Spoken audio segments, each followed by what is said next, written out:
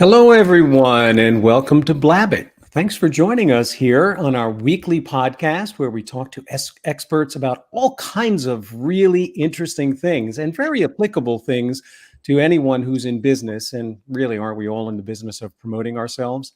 For those of you tuning in for the first time, this is a weekly podcast and it is sponsored by the employee engagement platform Open Doors. My name is Paul Geiger, and I am a public speaking coach and a presentation expert out of New York City. I work with people on either dealing with the fear of being more clear or removing self-sabotaging habits. And I think we're going to be talking a little bit about that with our guest here today. But my co-host on Blabbit, Mr. Glenn Ingram. How are you, Glenn? Hey, Paul. Good. Thank you. How are you? Great. Hey, everyone. My name is Glenn Ingram. I've been working for the last 20 years helping people become better communicators, better influencers, so they can maybe apply it to the sales field. How are you, Sandy? I'm well. How are you guys? Thank you again for having me on. This is amazing. Our pleasure. Tell us a little about yourself, if you would. Sure. So I've been in sales for 30 years and I am now a sales consultant and I am a mindset sales coach. I do things a little differently. Not that I don't come into your organization and do audits as well as helping the performance of your team and lead your sales manager into greatness. But I find that when we work from a sales perspective, it's all about the way that we think. So if we can start there, anyone can do sales. Everybody is a salesperson. We're selling every day. So whether it's influencing our husbands, our kids, people in the store, it doesn't matter. We're always selling. We're always influencing. So Right. if we have a good perspective on sales, I've learned the art of let go limited beliefs, finding out what drives people, understanding their limitations. And this is why I do what I do every day. Well, you wrote a book a while back. What was it, last year, the year before, something like that? Mhm. How to become the master of asking, which is an interesting tongue twister if you try to say it 5 times fast. The master of asking. The I master don't. of asking. I don't say it 5 times fast. Well, knowing you, Sandy, you only have to say it once. Right. But in Perfect. terms of asking the right questions, I want to touch today on number one, the feeling that we get that we need to somehow be given permission to ask questions, which is an interesting mindset. But even more important than that, and what I'd like to start with is the quality of your questions. And I'll frame Perfect. that with an example. I have worked with sales managers individually and in organizations as well. And I'm amazed sometimes the materials actually guide everyone to say, well, tell me a little bit about your company, which seems like a really obvious question on the onset, but it's not. That's like step number one toward building a wall of interrogation. So you give us a little bit of insight about that. I see you shaking your head, and this is one of those things that I always tell everyone, don't go by the handbook. Don't do that. What would you suggest instead? Well, society has changed tremendously, and our customers' expectations have changed, and we're a do it now society. So people love to talk about themselves, and opening that line of questioning may seem harmless, but I look at it in retrospect as saying, number one, we should have done our due diligence. Social media is everywhere. When I get online with someone or I'm going into a consulting situation where I have a prospect, I better know everything about them. We can find them on Facebook, Instagram, LinkedIn. We have endless resources to look up the company. Tell me more about your company. It's a dead end. And you Right. didn't do your research and shame on you. So anyone who's in any sales capacity, we better know everything we can about someone. We should be asking questions based on a biography that we built. That's my theory on that. I think we do our due diligence. It just makes us seem more intelligent than we actually are. Insightful, really. Mhm. Exactly. Exactly. You agree, Glenn? Well, I think it's always the typical answer. It depends. It depends on the acumen of your salesperson and stuff like that. And I've been those the people that always drove my sales managers crazy because I don't do what works for everybody else because I'm not everyone else. For me, I think the reason why I love Blabbit is I do this the same way I go into any sales calls. I don't do research because I want to talk to them and get to know them personally and then take the personal over to business. And by the time I talk to them a little bit about personal, then I'm going to know what questions I want to ask them so I don't have preconceived notions. But again, I'm a weird person. So for 90% of the people, I agree with Sandy 100%. For us unicorns, we're a little bit different. And I love that perspective. I think it's a fresh perspective. It's not, and I don't think the question, I think it's the way that we phrase the question. So for us, it's not about having any preconceived notions. And remember, it's the questions that we ask and the quality of questions and when we ask them and what our listening skills are. So I am a little bit of a unicorn myself, whatever that means. I know I'm not purple, but I look at things and I say, if we're asking them to tell me more, it's more about opening up the line of conversation that you're looking for, right? Because we all have our maps of our own territory. So we to be insightful, and I completely agree, is to ask better questions, but not from our perspective, from their perspective, and understanding that I see blue, you may not see blue, and that's the challenge that we face today is that we always look at things from our perspective and not for whomever is on the other side. Well, isn't it? Go ahead, Glenn. I didn't get to ask a question, Paul. Come on now, you're hurting my feelings. I asked you a question. I said, do you agree? Yeah. So I think along with that, I think anytime you're walking into somebody, they're always on their heels a little bit because they know they're talking to a salesperson. So what's your perception on this? I always thought if I can start talking about them, and when I'm in their office, walking in their office, my eyes are on radar to see things, to talk about a golf tournament, to talk about a boat. Because I think with people, when they start talking personally, the old adage I would say was they would start sitting up in their chair and talking to me. As a salesperson, when you're talking to them, sometimes they start sitting back and their guards are up. So I think anytime you can start with the personal before you start the professional, you get to build a little bit of rapport, and that kind of gives you the ability to ask some different questions. What's your opinion about going in and meeting somebody for the first time and starting off with questions and conversations, personal versus professional? Well, a rapport building is everything. It could start on the pre-call. For me, I'm in love with talking to people. Some people don't like small talk. I want to know. I don't know why. It's just been something for me that has been a fact finder. So whether I'm at a bar or restaurant, if I'm standing in line at the grocery store, I start to talk to people. And the more that I've done that, the more that I became really good at asking the right questions. So personal is personal, and it flows into business, and it starts the like and trust factor. So sales has changed considerably. I look at myself as a solution provider, and we're just friends. If we can have that balance before we get into it, people don't obviously want to be sold to, but they do want to buy what you're selling. So we have to change our philosophy and change our mindset to think, okay, they asked me here for a reason. And they always want to be in control of the conversation. But as a good salesperson, solution provider, we maintain control. We just let them think that they are the ones leading us. And if you can do that with a proper line of questioning, and I always ask question after question. I don't stop there and I don't answer questions. I ask another question. So when someone's hitting me with an objection, I just keep asking questions. It keeps moving the conversation further along. And I think it's a good perspective because when does personal and business intersect? When do we draw the line? Isn't it just a follow through flow? And that's how I look at it. Absolutely. And I tell everyone that the decision making is an emotional process. It really is. There's logic involved. It has to make sense.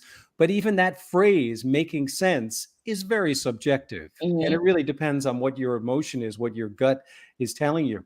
So I just want to circle back for a second because you brought up something really interesting about sales process. And I think it's something that we have even more opportunity to leverage. Not that we didn't have the opportunity to leverage this 15 or 20 years ago, but that is doing the work before the actual sales call. Now, Glenn, you've talked about this, how don't just bombard me. Don't just, we're not going to jump in and get married. We have to kind of warm up to it. How much do you advise, Sandy, building up to that call? So it's not all just, I'm seeing you for the first time, learning everything for the first time. In other words, when is it enough? When is it appropriate? And when is it too much to give them information in drips, kind of following the rule of seven, even pre first call, if they've agreed to it? What do you take on that? Well, I look at this in a percentage factor. 80% of people want what I have. The other 20% are going to sell me on something. And we're the two things of our outcome. One is that I'm going to walk out with what I desire, and that's a new client. And they're going to walk away with selling me their limitations. Mm-hmm. So I don't think there's ever too much. You have to get to know people on their language and really listen and hone in on when it is too much. I don't believe in hard sales. I think if you cannot make a sale or provide a solution, then A, we haven't done enough to influence. Two, they're just not ready. It may not Mm-hmm. be the right time. Or three, we have not asked enough to provoke them to understand. They called us for a reason, or they said yes to the meeting for a reason, correct? So Mm-hmm. sometimes they just want to be educated and they may not want to further the relationship along. But if we do a really good job building the rapport and understanding what their value is and how they buy, and I'm very big at understanding what people value and what they find important, because too many salespeople spend a lot of time from their perspective and they don't do enough due diligence on what you value. How do you buy things? How does your mind work? So it's a double-ended sword on that end. But I really think if we can slow down the process, it's never too much. And a really qualified solution provider knows when it's time to say, you know what, thank you so much. I look forward to contacting you again. You should never have the hard sale. It just, and that means you lost the sale on the front end. It's never about the end. Well, I have a next question because, again, it's some of the weird things that I started a few years ago when I really realized that I need to find people to work with that have similar traits, beliefs, ideals that I have if I want to be a long-term relationship. So if you and I are having our first meeting, I'm going to say, thank you, Sandy. I appreciate that we're having this meeting. Now I want to take the first 15 to 20 minutes. I'm going to tell you about me, what makes me tick, why I get out of bed every day. I'm going to ask you to do the same. At the end of that 15 to 20 minutes, if we don't agree that we're a good relationship, personally and professionally, let's not even talk about business because I don't want to waste your time. What are your thoughts about doing that to build rapport? And that way, by the time you get that, you're going to learn other things to ask them about, and you're probably going to find out something about their business when they're telling about themselves. Oh, absolutely. Because, well, how we do one thing is how we do everything. So if they're doing it in their personal life, they're going to be doing it in their business as well. What I don't sell to everyone. I'm not for everyone. And I probably repel a lot of people. And I don't sell from an ego standpoint. I look at it as a focus of adding value to someone's life. So when I look at it, I know my value proposition. I know the people that are looking for someone like me. Sales consultancy for me is not about me coming in and preaching. It's about me looking and auditing your company and knowing exactly who I work with. So we probably wouldn't even be in the same room if we didn't have like-mindedness already. And we haven't done our due diligence for me to vet you out. So I qualify with questions and then I probe with extra questions to even understand if we're a good fit from the get-go.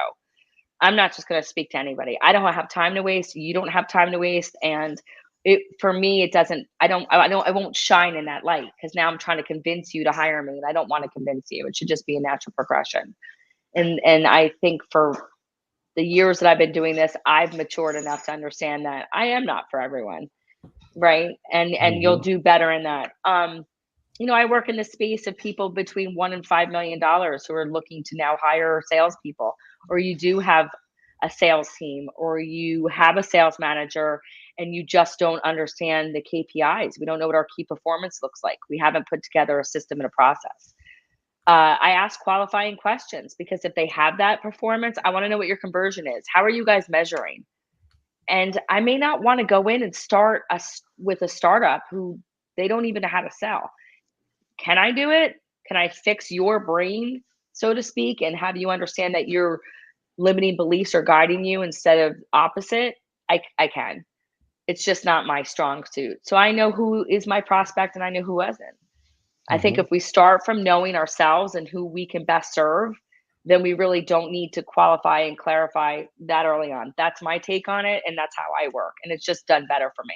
Because I remember knocking on every single door because anybody who had an ass in a seat was sellable.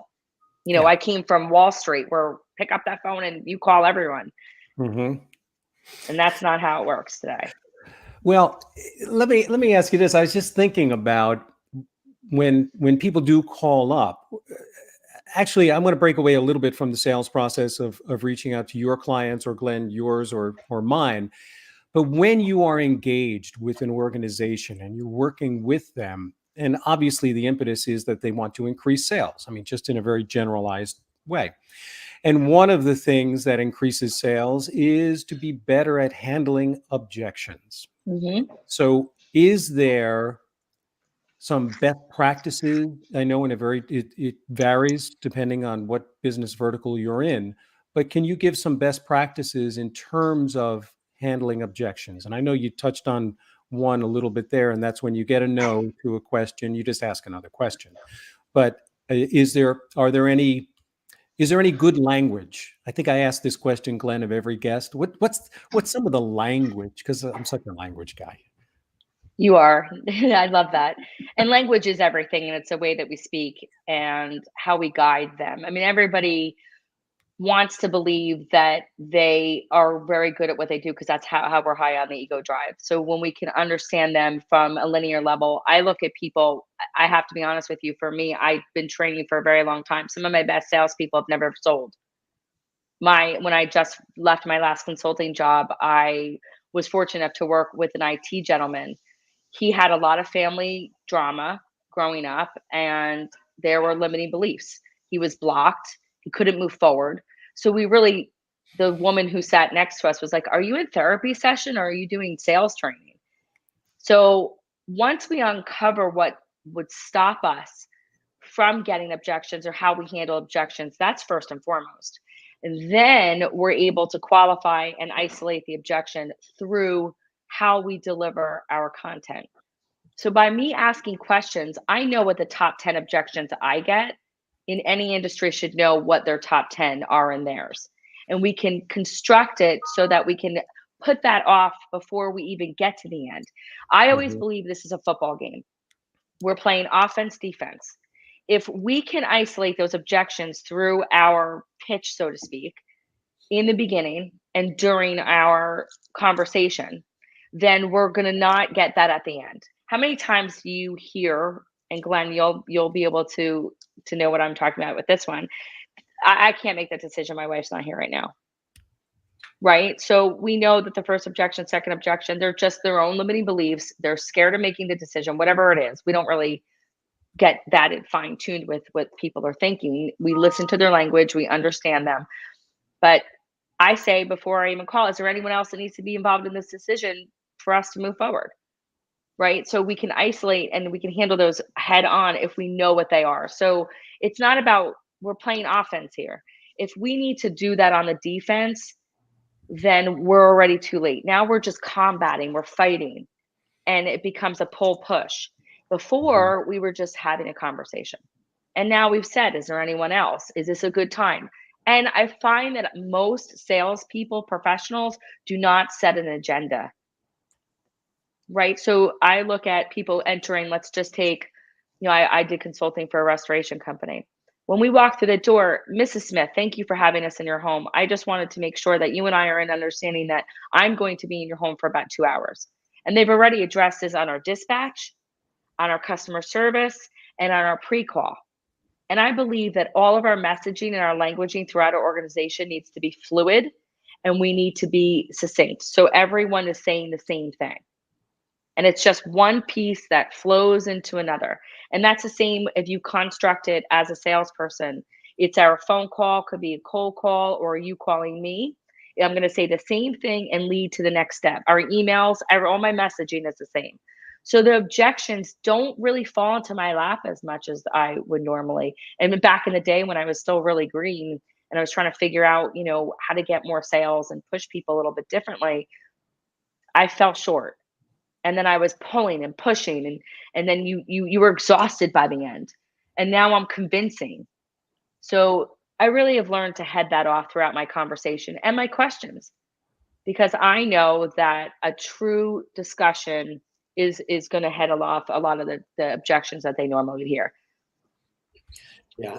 It's amazing that when you're doing a face-to-face meeting, bringing in an agenda and setting it down there, how it sets the frame. And when they Hmm. start asking a question, say, you know what, I'm happy to get to that, Sandy, but remember, we have to go down this list right now in order for us to get to where we need to go. So it's amazing how that agenda gives control. Absolutely. And I was taught really early on in the financial world, go in with a blank pad so they don't know exactly how long this line of interrogation is going to take, because it's a nice flow of conversation. I know what I need to do because I'm very well planned out. They don't need to know, but they know that from start to finish, it's probably going to be about 2 hours. We've already agreed upon that. Hmm. So we get a So, buy in. yeah. So let's attack the age-old adage of a one call versus a two call close. I've always been a fan of teaching a two call close. Doesn't mean it can't happen in one appointment, Hmm. but by going in and collecting information, I've told people this for years. I can say, Paul, you know what? I've learned a lot more about your business that I didn't know when I came in. Is there possible you can give me 10 or 15 minutes to put together a customized proposal for you, and then we can discuss this if you're ready to make a decision today? A, you're establishing that they're ready to make a decision today, and B, you're giving some time to give them a customized approach versus just a boilerplate that a lot of salespeople walk in with. So, what's your opinion about the 1/2 call close? I'm not objected to it. What I think is what I know is that it depends on the industry. Mhm. For me, if you are in a position where you're an emergency service company, something that's an inconvenience to them, it can be plumbing, HVAC, anything that we need to do it now. We have a 90-second window because that's where they're looking. That's where their emotion is. Mhm. If we are looking to do something like buy a car, I don't think they need to do it now. We need to find out how they buy and understand the process, right? So I'm not objected to that at all. I don't think there's anything wrong with the two call close if we set it up properly. Mhm. And as long as we've asked the right questions, we set the frame, and if we have to build a proposal, again, it depends on the industry. It depends how convoluted the sale is. If it's a customizable, for me, my approach is I sell two packages. One is an audit, and then one is an audit with actual personalized training and role playing, etc. So I don't really customize. Everyone needs the same things for my perspective. So again, industry specific, because if you have water damage in your home right now, we'll go back to restoration. I'm not coming back. Someone's going to clean this up, and it better be me. So I can't leave that house without a signed, document, work authorization, or whatever you call it. Industry specific again. Mhm. So, but I think there's nothing wrong with it, and we need to set it up properly.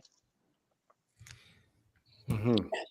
And if I may, Paul, when we're talking about objections, the one things that I've had salespeople have the hardest time to understand is it's okay not to know. So if they ask a question that you don't know, I've never seen anyone in my life upset to say, you know what, I'm not sure, but Paul's an expert in this. Do you mind if I touch Hmm. base with Paul and then get back to you? Because A, now you've made them feel good enough that you're going to call the expert, and B, you've been honest with them and not BS them. So how do you approach that with salespeople? I love that. We not the knowledgeable ones of everything. Otherwise, we'd be in different positions of the world, right? So I look at us saying, coming down a notch, finding the right answer, the right solution. I can guess. I always say, I can give it my best go, but I would like to go to someone who's more knowledgeable than me in this area, and I'll get back to you. But you better get back to them. And if I don't have an answer by day's end, and this goes for wherever you are in your company, always get back to them and say, still working on this. I just want to let you know I haven't forgotten about you, Right. because communication is key, and everybody wants to feel significant. And once we take that away from them, for me, I feel significant if you care enough about me to get the right answer. I don't want just any answer. I want the right answer. So I love that. It's a perfect way to put it. And you're right. You're right, Glenn, that is not something that everybody takes into account, because this is an interesting topic that I've been talking about quite extensively over the last year or so. And that is, whenever we are in a high stakes presentation environment, and a sales call is definitely one of those, we are all tethered with a little bit of that expert syndrome. In other words, this person wouldn't be listening to me unless I was whatever you want to call it, the expert, the solution provider, the whatnot. I don't want to look bad in front of this person. I want to look like I can provide them exactly what it is they want. So you bring up an excellent point, but just mentally, it sounds counterintuitive to our survival mechanism, which is all, this person is looking at me. Their presence, my need to be an expert is threatening. Therefore, I'm going to try to swim as fast as I can. So yes, and we all go through that, whether it's a sales call or you're speaking up at a meeting, speaking to the board of directors, giving a big speech in front of people. As soon as the spotlight goes on you, I'm claiming to be an expert now. I better prove it. The proof is in the pudding, everyone says, right? So when I look at people coming to me, I am an expert in my area. I'm not an expert in all areas. I don't claim to be. And I know there's people that I can kind of pepper with things and pull in, and it only makes me better.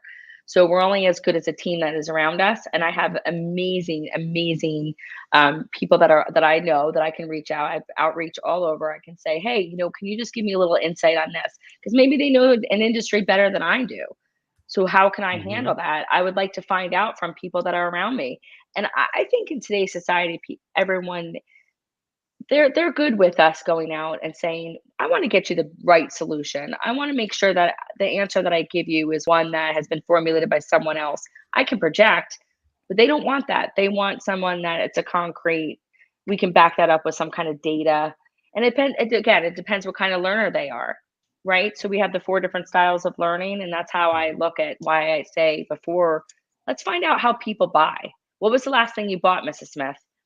Find out how they went about buying that. What do they look at in a vendor? What do they look at in someone that they want to work with? Understanding those value systems tells me what kind of person you are. Are you kinesthetic? Do you have to touch it, feel it? Do we have to look at a brochure? Are we auditory? Are you fine with us engaging this way? Are you auditory digital where you need to read reviews? Or are you just a gut reactor, and just say, okay, let's just buy this right now because it sounded good. It's what I wanted. I made my decision. I don't need to go. I don't read reviews. I don't care. For me, it's about you coming to me as an expert. I've already enlisted in you because I believe you are expert and you're the one who's going to stand there. And if you're confident and you know what you're selling, then I'm going to buy from you. That's just me. And I think that we have to find out their buying signals and we ask questions. I mean, I do all neurolinguistic programming, so I know how to kind of read people a little differently. I listen to their languaging. I listen to the need, have, want. Because Paul, if you said to me, Sandy, I need to ask you a question. Okay, you need to. So I know it's a must. And when we listen for those buying signals, and that's kind of how I teach. It's maybe a little bit more obscure, and it's not just everyday patterns of language, but understanding really how our language patterns are developed will help me and that builds rapport as well. It'll help me to help you understand the solution. Whereas prior to that, if we're not on the same, they call it page, then we're not connecting, we're not going to make a sale. And sometimes it's our body language and it's the languaging that we use. So it's really critical at that juncture that we make sure that we're on the same pattern of behavior and the same pattern of language.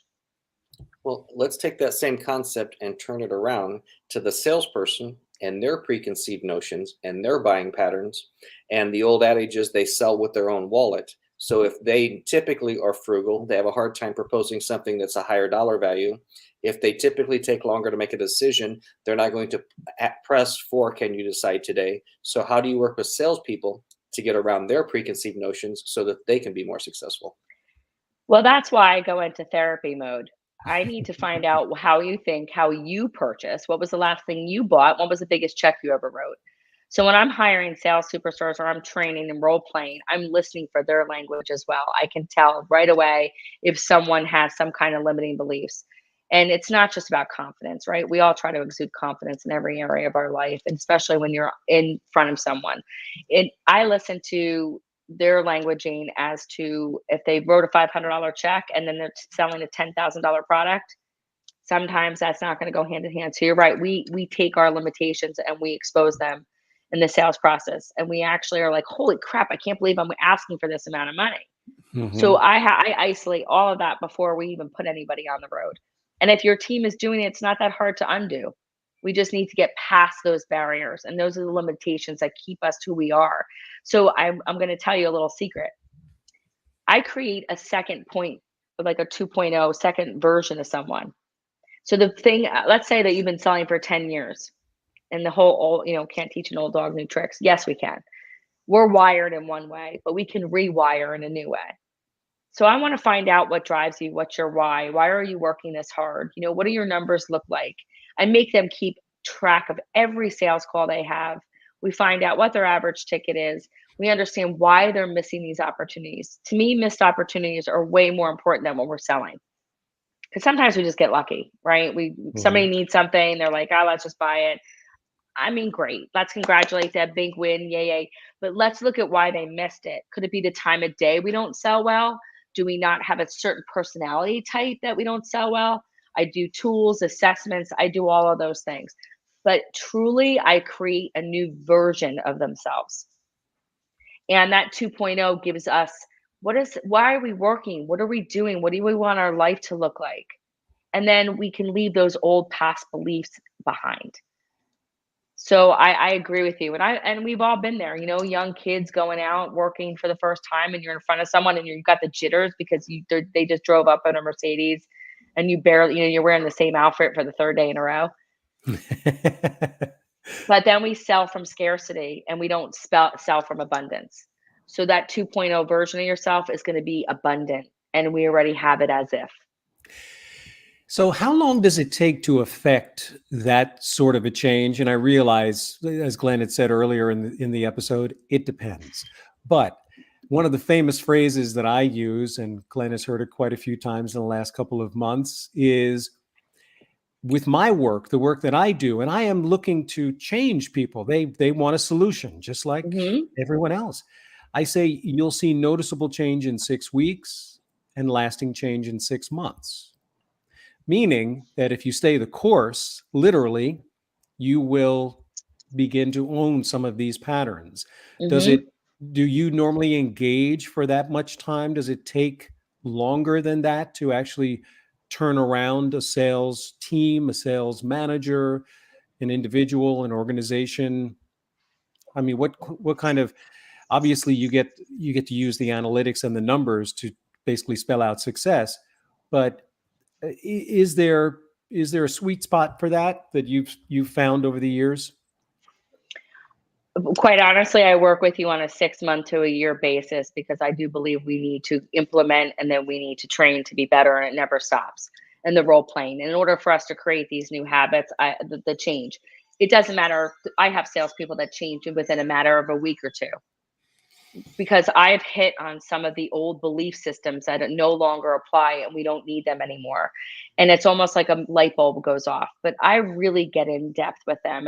My process is very differently than someone who comes and trains from the front of a classroom. I'm not just a classroom trainer. I'm a one-on-one coach consultant that really is diving in deep and understanding their patterns of thinking. I ask about your childhood. I want to know what it looked like. And they do look at me like I'm absolutely crazy, and I've made a lot of grown men cry. I will tell you that. But we all need some form of release from our old patterns of behavior of things that no longer exist. Money mindset is a big thing. We think about how our parents raised us. Mhm. Money's the root of all evil. Money doesn't grow on trees. And as simplistic as it sounds, those thought patterns make up how we live our lives. When we can undo what's been done to us, it can be quite quickly, reversed. So everyone has their own way of getting past it. It's just how deep we can go and how honest you are with me, how much you're willing to change, and how not only are we letting go of old beliefs and old habits, but how fast we can implement new ones and really hold on to those. I call it like a millionaire mindset. What does your morning routine look like? And I want to be consistent. And once we create that consistency, everyone is different. So in order to affect change, I watch it. I can almost see it happening. It's like right before your eyes. It's a beautiful thing, and you could feel the release. And some people have been holding on to this aggression or these past beliefs, and it could be that you had the most wonderful childhood and you were on a pedestal. whatever, now you're not living up to the standards that your parents had set that expectation for you, which is kind of like today's society of children. And I have Mhm. 4 of my own. So I like to make sure that we're in reality with them a little bit and telling them not so great at certain things. Um, but I really do believe that that is something that we as a society have to work on as well. And we hear all this about, it's just about going in and being confident. No, we need to wire differently. And that goes for everything. We don't just become overeaters overnight. We don't just become, lose all our money overnight. These are things that are shame, guilt. We have to undo a lot of what's been done to us. And that pattern could take days, weeks, years, depending on how fast a person really wants to change.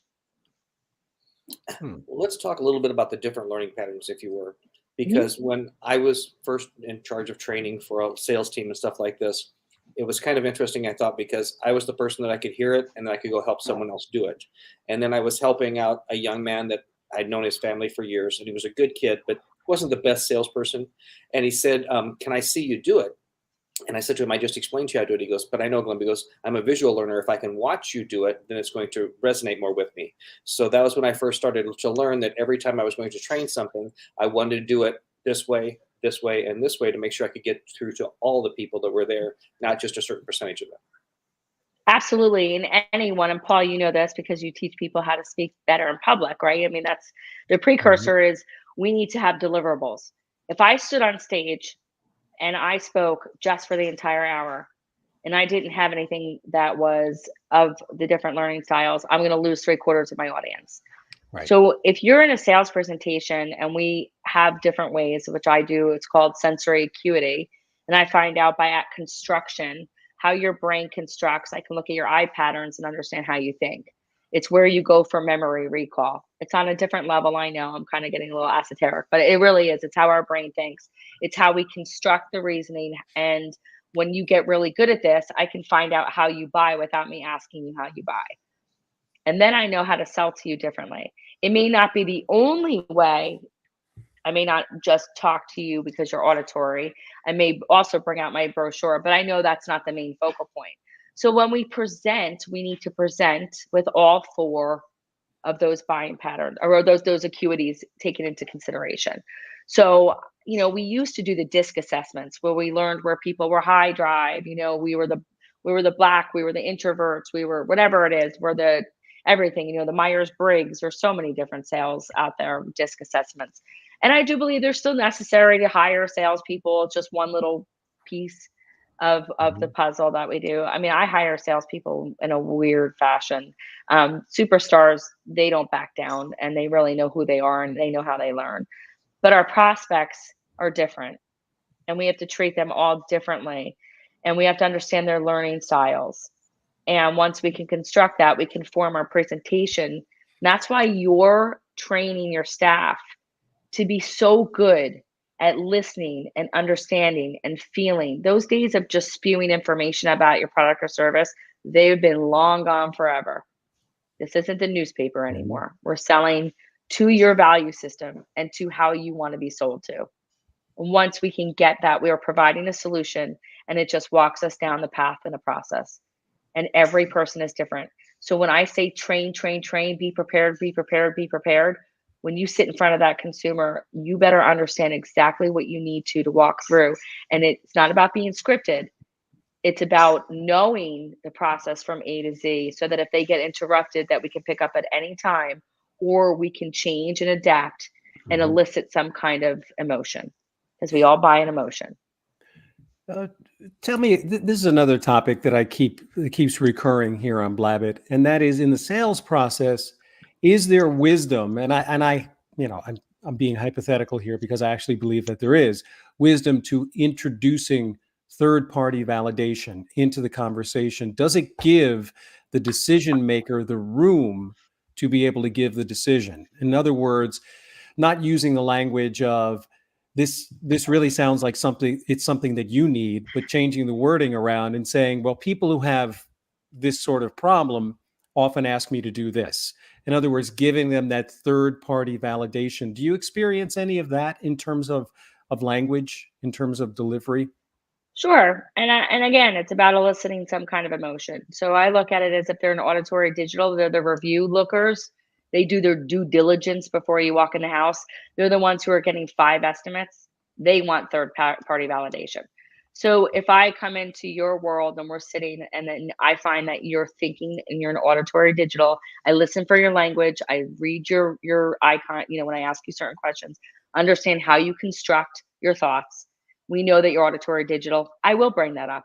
I will say I've had other, customers like you, other clients that have, and then we bring in testimonials and any kind of matter of Mhm. fact. I need to put this in front of you because it's going to give me a different outcome, but not for everyone. We all don't buy that way. So we need to really find out how they buy, what they really are looking for, and construct their thought patterns of how they buy.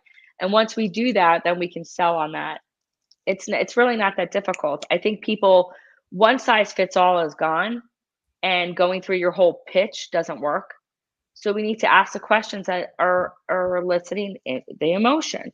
And you'll know when you start to feel people, if you're really good at it. And I don't think that anyone, because Glenn had just said it, had made a point before about salespeople, if you're a true salesperson, you're a good listener. And most of good listeners are introverted. So we don't always look for the extroverted people unless we're just relationship building. But what makes a good salesperson is someone who can understand how others are thinking and what they value. And I personally could never just sell anything. It's not in my blood. I need to have a Mhm. passion behind it. I'm not a natural born salesperson. I had to train to become better. Am I a good relationship builder? Do I talk to everyone? Yeah, because that's who I am. But I can take people who sat behind a computer in IT and make them a wonderful a solution provider because I find out how they can gain momentum in their process. And usually they're organized. I mean, I'm going to say this, and then, I'm a visionary entrepreneur salesperson. I've got a little ADHD in me. I'm here, I'm there, I'm all over the place. And like-minded people are generally like me with that. A lot of entrepreneurs have that. And I'm not saying there's anything good or bad. I just use it to help me. So we have to understand ourselves, but it doesn't mean anything. It's just I have a passion for what I do and I know how to maneuver it and I know how to help you understand what your needs are. And it's not always about finding the pain. Because if Mhm. I want a Mercedes, I don't have any pain. Well, my pain is that I'm not going to go fast enough in my car right now, right? So how do we entice someone? How do we build that value? How do we understand, like, if I'm auditory, do I want to hear the purr of the engine? If I'm kinesthetic, do I want to touch it? Do I want to feel how sleek it is? Do I want to sit in the leather? So we have to understand how people buy, and it'll change the patterns of how we provide the solution.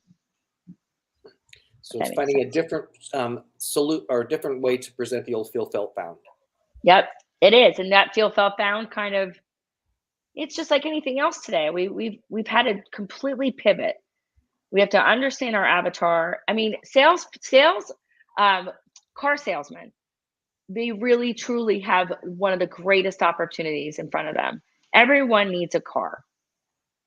They most do a terrible job at the onset. They don't frame anything. They don't ask the right questions. They don't understand what's important to people. They don't find out about the safety and the comfort. Or is it just luxury? Is it just aesthetics? And then they never follow up. We don't have a customer for life. And if you guys know how many companies I deal with that don't create a good customer experience, it's sad. Mhm. Hmm. It's a transaction. We are looking, for me, it's about a relationship build and a relationship sell. Membership program, understanding, handwritten thank you notes. Bring back some of that wow experience. Where are we creating that anymore? So I am the difference that makes the difference. And I'm selling myself. Mhm. Yeah, it's a We- shame the millions of dollars that they throw away with that list, and they just don't utilize Uh, it.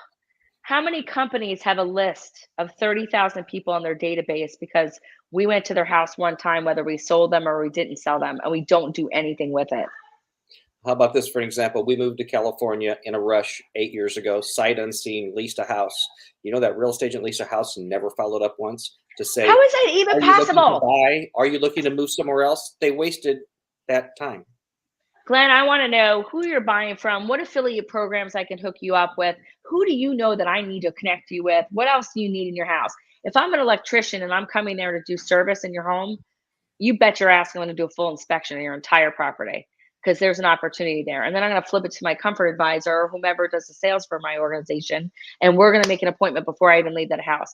Mrs. Smith, you're going to get the best of the best that's coming to your home to fix this, because we lose opportunities every day because we don't train our service technicians. We don't train the CSRs.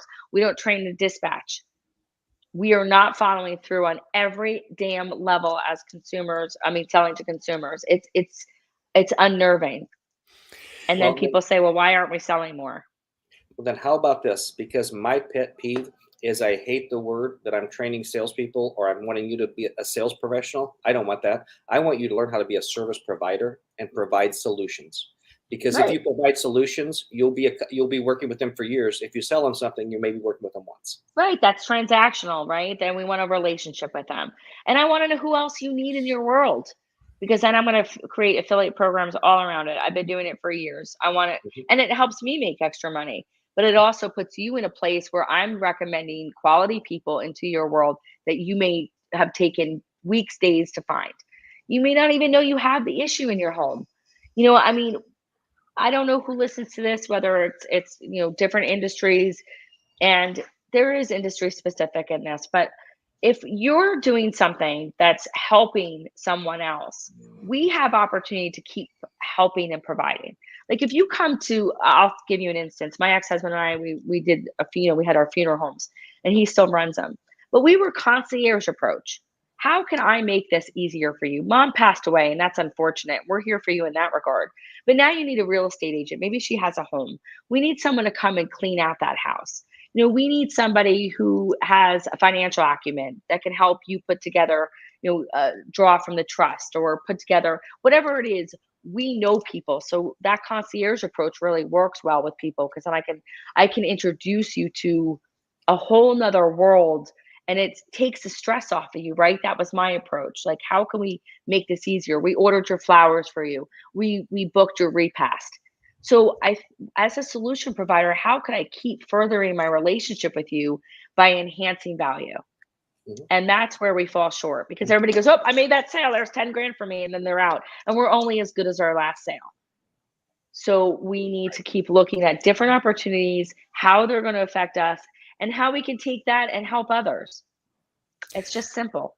Right. Well, now the intersection of that mindset with the need or the desire to make any business scalable is the best argument for automating things, because all you have to do, you're talking about, well, if they need this, if they need this, if they need this, well, there's probably a list of 6 to 12 things that most people who are going through, let's say, the funeral home experience, going through a burial, that they will need. And so Hmm. you may be offering them some things that they don't need, but it's a courtesy. It is It's a just a courtesy. courtesy. But it's one email that can be automated, that can literally be sent Absolutely. out. Again, anyone who's not embracing the automations that are available to all of us are just not looking at things the right way. And that it's a huge part of sales too, without losing. It doesn't mean just because technology is introduced in a really big way that you're losing any of that personal approach. It's the fact that you are reaching out. I mean, it's far better than, as Glenn was saying, no reach out whatsoever. Yeah, I mean, I don't understand how we have these people in our world. We have an opportunity right in front of us, and we don't capitalize on it. We're not. We need to educate. Number one, we're educating our consumers because they don't know what we think they know, right? Mhm. So we're educating them, and then we need to look at our better buyers, and then we say, how can we sell more to our better buyers? Instead of looking, how many times do you hear people, I don't have enough clients? What are we selling to our existing client base? How can we add on to that? How do we take the people who loved us from get day one and sell more to them? We need to think differently. And then on top of that, like create programs around the courtesy of that. People care that you're helping them. now we've kind of created that relationship. I'm not going anywhere. And it's, I look at pest control. They kind of have that nailed in, right? That's really dialed in for them. They have a membership program. They come out every 3 months. Now, what else can they introduce me to? That's where the mark is missing. We need to think about what happens after today and what else can we do in your home? And then we can tie in those different scenarios. And maybe, maybe there's a referral in it for me, whatever, but at least we're providing solutions to our homeowner and to the person driving the car. Maybe we hook up as let's say, Ford down the street with a local car wash. And we say, we're also offering at this time a discount on year-long car washes or a monthly membership. I've yet to see that. Why are we not looking for other opportunities with the same people who already love us? And even if you're not getting anything from it, just by saying, Paul, you might want to think about contacting so-and-so. They have this for you. Guess what? Now I'm the guy Paul's going to contact. You're the gal Paul's going to contact. And when Paul is happy because you've helped something with him, he's going to tell his neighbor, and his neighbor might call me. He's going to tell his friend, and his friend might call me, because we always want to be the person that says, I got a guy, I got a gal. I got a guy. I am Oh, yeah. that person. Believe me, I've been living in the town that I did business in. You got somebody to do granite, I got a guy. Somebody to do driveways. And my father was in, the construction world as well as financial advising. So we had intersected that plane. People. And now I'm the go-to girl. People call me all the time. And it's like the first Angie's List, the referral based. I actually had a referral company before she came about. For me, it was putting the pieces to a qualified, carpenter or qualified framer, because they were few and far between, quite honestly. So the concept is there. And when we can be that go-to person and you can be that trusted advisor, now we're going to come to you with anything. And really, that's what I think selling is about. It's about creating a relationship with no boundaries and understanding the needs of someone else, providing that solution, and then enhancing our relationship even further so that we can keep working together. And it may not be just with me, but in any capacity. Just providing value. That's all we have. Law of reciprocity is a strong law. It'll take care of you. It's true. And what you put out there is what you get back. Mm-hmm. Absolutely 100%. Find a penny, drop another one, right? I mean, that's the way it goes. Now, I have a question, a little bit of a tangent question for you, Sandy, and that is, I know when anyone goes on your website, or on your LinkedIn page, you have an affiliation, or you had an experience, maybe you still do, with Tony Robbins. Is that correct? Yep. Could you tell our audience a little bit about what that was like? Oh my gosh, it was so fun. So it was actually with Chet Holmes to begin with. If you don't know Chet Holmes, he wrote The Ultimate Sales Machine. He was one of the greatest marketers. He's since passed in 2013, and he's greatly missed. It was one of the most wonderful experiences of my life, and it was also very pivotal because it made me understand who I was, and dealing with $25 million companies that really couldn't get out of their own way. So I began the process with answering an ad for a job, and I was working from home. I had a bakery, and we had funeral homes. I had 3 little kids. So this is back in 2006 when it was pick up the phone kind of thing to sell. And I got rejected 3 times. And I kept saying, they were like, we don't hear sales superstar. I'm like, who the hell are you not hearing sales superstar? Like, what do you mean? And I was getting so emotional about it, but it was a great way to weed out people because they were objecting me. And that would mean, as a salesperson, when we heard our first no, we would go away. So that's how I got into their world. I started to coach and sell. So it was like a 1-call close onto a webinar. And then once they went onto the webinar, they were educated, and then they bought coaching from there. So it was a radio ad to a webinar. It was like all this stuff, but it worked. And he led us down a path. He was one of the most brilliant people I've ever met, Chet. And then Tony came into the world, and the company was called Business Breakthroughs. So every Monday we were hot seated, and Tony would be there, and Jay Abrams. Like, we had some really cool people, John Asroff. There were a lot of, it was very multifaceted, but to be in that company, again, proximity is power. So I learned through being hot seated and getting my butt kicked a little bit, not only by the entrepreneurs on the other line and told no 1,000 times a day, but also how to overcome my own self, my own thoughts, my own belief systems, and understand that what I'm doing is going to help someone else be better. So I can't buy their limitations. And he used to call them incantations. You can only say can. We were never allowed to say can. So it was probably one of the best experiences of my life for 3 years. It taught me so much about, it's not about the sales. It's about, what am I doing for you? How is this going to make your life better? And when truly believing that I'm providing something for you, there's no push pull. It's just what we need, what we want, what we desire. So it was a phenomenal experience. I'm proud to say that I came out of that with just being a better person overall. So I appreciate that question. We could talk about that for the next 2 hours, Paul. So thanks for bringing that up at the end. Yeah. Last question's always the best one. Well, and maybe we do that subconsciously, Glenn, because we always, especially with Sandy, and this, for anybody who hasn't seen Sandy before, this is your return to Blabbit. Yes, but we love leave it. the door wide open. Maybe that's why we're sponsored by Open Doors. I don't know. There you go. Open doors. We're always wanting more. We leave them wanting more, right? That's right. That's right. So as we wind up to the hour here, Sandy, how can anyone and everyone get in touch with you? I am Sandy Papavero on every single channel, whether it's Instagram, and I don't really do a lot of social media, and I don't have a large following on Instagram. I don't believe it's necessary. I'm a really referral based. That is how it is. But if you guys want to get in touch with me, Facebook is by far the best way. I'm on there more than any other, and LinkedIn, I would say too. I don't even have my website up right now. It was getting to the point where it was just a barrier to entry. And I like to just speak to people and have them come into my world organically. And that's how you can. Facebook and LinkedIn. Look me up. It's Sandy Papavero. Yeah. Message me. We'll have a conversation. It's as simple as that. Cool. Yep. Well, thank you very much. This has been a pleasure. You guys are the best. Thank you for having me back. I truly appreciate it. Can't wait till the next time. All right. Take care, Sandy. Thank you. Take care, everyone. Back same time, same channels next week, everyone. Take care.